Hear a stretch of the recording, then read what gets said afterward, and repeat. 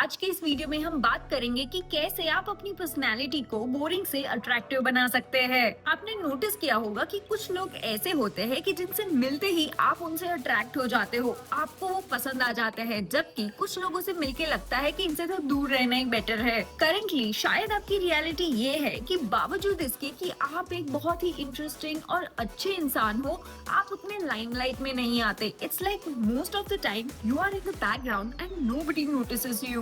But what if I told you that your personality can be 10 times more attractive without changing your looks? ज्यादातर लोगों को लगता है कि अट्रैक्टिव पर्सनैलिटी गुड लुक्स और पैसों से बनती है, and in most of the cases it is true, but psychology कहती है कि इट्स अ स्किल। साइकोलॉजी के कुछ ऐसे रूल्स है जिनको अगर आप अप्लाई करोगे तो लोग आपसे ऑटोमेटिकली अट्रैक्ट होने लगेंगे। And I know how it feels. मैं खुद स्कूल में ऐसी थी, मेरी कोई खास पर्सनैलिटी नहीं थी। मैं क्लासरूम में हूँ या नहीं हूँ, it was more or less the same. But trust me, the journey of going from an invisible girl to the content creator that I am today, जिसके इंस्टाग्राम लिंक्डइन पे इतने अच्छे फॉलोअर्स है, it was not as easy as Sanjana इन मैं हूं ना। In fact जब हम इन टेक्निक्स की बात करेंगे तो आप भी रिलेट कर पाओगे कि जो लोग आपको पसंद है, आप जिनको अट्रैक्टिव मानते हो, कहीं ना कहीं उनकी पर्सनालिटी भी ऐसी ही है। तो चलिए स्टेप बाय स्टेप देखते हैं कि कैसे हम इन साइकोलॉजिकल हैक्स को यूज कर सकते हैं।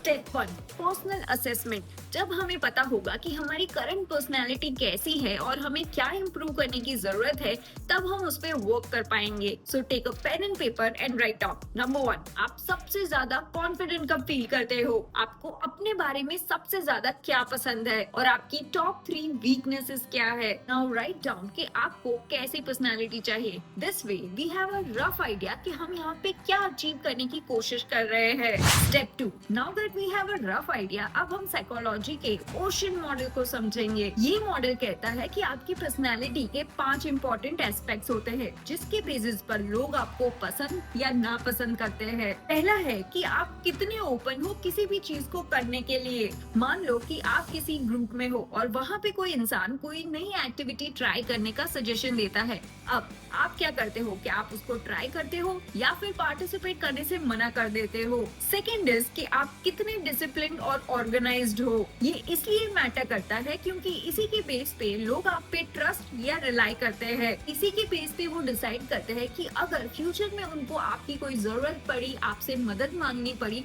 तो क्या आप उनके काम आ सकते हो या नहीं। तीसरा है कि आप कितने सोशल हो और आपकी एनर्जी कैसी है। आप कितना लोगों से घुल मिल जाते हो, ये आपकी पर्सनैलिटी को डिफाइन करता है, जिसे हम इंट्रोवर्ट या एक्सट्रोवर्ट कहते हैं। फोर्थ इज कि आप कितने कंपैशनेट और कोऑपरेटिव हो। And fifth is your emotional stability. क्या आप हर बात पे टेंशन ले लेते हो? क्या छोटी छोटी बात से आपका मूड अपसेट हो जाता है, या फिर किसी बात से आप कुछ ज्यादा ही खुश हो जाते हो, एक्साइटेड हो जाते हो, या फिर कोई छोटी बात पे आपको इतना गुस्सा आ जाता है कि आप कोई सीन क्रिएट कर देते हो?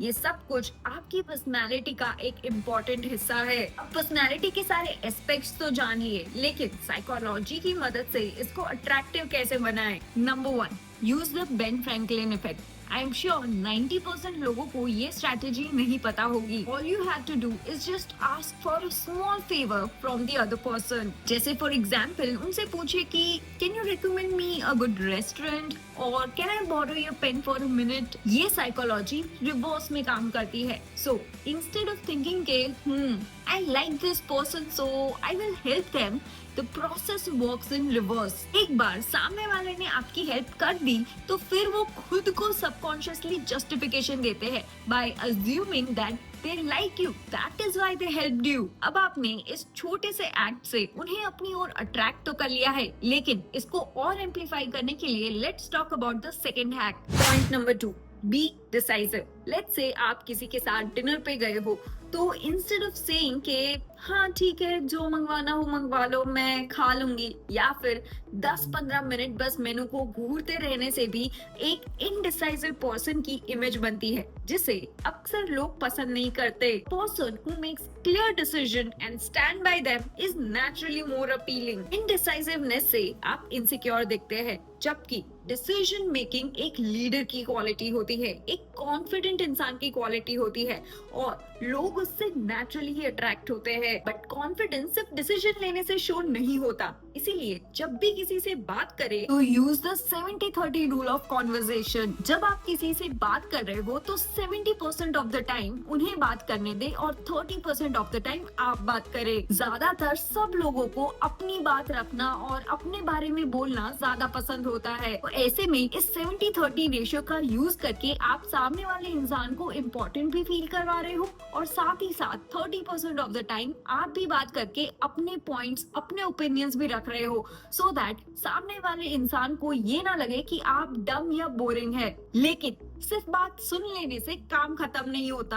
आपकी लैंग्वेज पोलाइट होनी चाहिए और आपका टोन भी सही होना चाहिए। सिंपल वर्ड्स जैसे कि excuse me, thank you, please बहुत बड़ा इम्पैक्ट डालते हैं। जब आप किसी से पोलाइटली बात करते हैं तो वो भी सामने आपसे रिस्पेक्ट से ही बात करते हैं। और अगर आप और भी ज्यादा कॉन्फिडेंट और पावरफुल दिखना चाहते हैं तो हर किसी को एक समान रिस्पेक्ट दे, फिर चाहे वो डेजिग्नेशन में आपसे ऊपर हो या आपसे नीचे। चाहे कोई ड्राइवर हो, वेटर हो, सिक्योरिटी गार्ड हो, उन्हें एकदम रिस्पेक्ट से बुलाइए। और जो आपके सीनियर्स है उनकी ज्यादा चमचागिरी ना करें, उनसे उतनी ही रिस्पेक्ट से और पोलाइटली बात करें जितना आप किसी अपने अंडर के एम्प्लॉय से बात करते हैं। और स्पेशली अपने टोन और अपने फेशियल एक्सप्रेशंस का ध्यान रखें। और अगर किसी की कोई बात आपको पसंद ना आई हो तो ऐसे में उनका जवाब देते टाइम भी अपने एक्सप्रेशंस और टोन को नॉर्मल रखें, ताकि उन्हें ये ना लगे कि आप उनकी बात से ऑफेंड हो गए हो। एंड लास्टली, खुद की और सामने वाले की बाउंड्रीज को रिस्पेक्ट दे। अगर आप कोई एक्टिविटी सजेस्ट कर रहे हो और सामने वाला मना कर रहा है तो एक दो बार इंसिस्ट करना ठीक है, लेकिन कभी भी उन्हें उसके लिए फोर्स मत कीजिए। इससे सामने वाले को ये फील होता है कि आप उनकी चॉइसेस की रिस्पेक्ट नहीं करते, वो आपके साथ सेफ फील नहीं करेंगे। और अगर ऐसा बार बार हुआ तो हो सकता है कि वो आपसे मिलना ही कम कर दे। तो सामने वाले की बाउंड्रीज को रिस्पेक्ट दे। इनफैक्ट अगर कोई और उन्हें फोर्स कर रहा है तो आप उनको सपोर्ट कीजिए और साथ ही साथ अपनी खुद की बाउंड्रीज भी बना के रखिए। अगर आप किसी चीज को करने में कंफर्टेबल नहीं है तो लोग आपको बोरिंग या अनकूल समझ लेंगे। इस डर से उस काम को मत कीजिए। इनफैक्ट कॉन्फिडेंटली अपनी बात रखिए कि सॉरी, ये तो मुझे नहीं करना है, बट हम कभी कोई और एक्टिविटी जो आपको और मुझे, हम दोनों को पसंद है, वो जरूर ट्राई कर सकते हैं। कॉन्फिडेंस बहुत ही बड़ा टॉपिक है तो उसके बारे में फिलहाल हम डिस्कशन नहीं करेंगे। उस पे मैंने ऑलरेडी एक वीडियो बना के रखी है, तो अगर आपको इंटरेस्ट है तो आप उसको चेकआउट कर सकते हैं। तो चलिए एक रिकैप ले लेते हैं of everything that we have talked about. Step 1, self assessment करके खुद की पर्सनालिटी कैसी बनानी है ये डिसाइड कीजिए। Step 2, 5 basic aspects of personality को याद रखिए। Step 3, practice this psychological hacks. Number 1, use the Ben Franklin effect. Number 2, be decisive. Number 3, use the 70-30 rule of conversation. Number 4, polite language and tone. And number 5, have boundaries. चलिए एक last random tip दे देती हूँ। खुद को random tough situations में push करो। अकेले dinner के लिए जाओ या फिर मूवी देखने चले जाओ। इससे क्या होगा कि अगर फ्यूचर में कोई ऐसा इंसिडेंट हो गया कि आप किसी पार्टी में गए हो उस एक दोस्त के सहारे जिसको आप जानते हो, और अगर उसने लास्ट मिनट प्लान कैंसिल कर दिया, तो आप अपने आप को उस पार्टी में अकेले हैंडल कर पाओगे। आप उस सिचुएशन में नर्वस नहीं होगे क्योंकि आपके पास अकेले रहने का एक्सपीरियंस है। ये तो सिर्फ एक कॉन्सेप्ट था, लेकिन आप इसको हर उस चीज में अप्लाई कर सकते हो जिसमें आपको डर लगता हो। तो अगर इस वीडियो से वैल्यू मिली है तो प्लीज चैनल को सब्सक्राइब कर दीजिए and do hit the like button. This is your favourite self help girly signing off. मिलती हूँ आपसे अगले वीडियो में।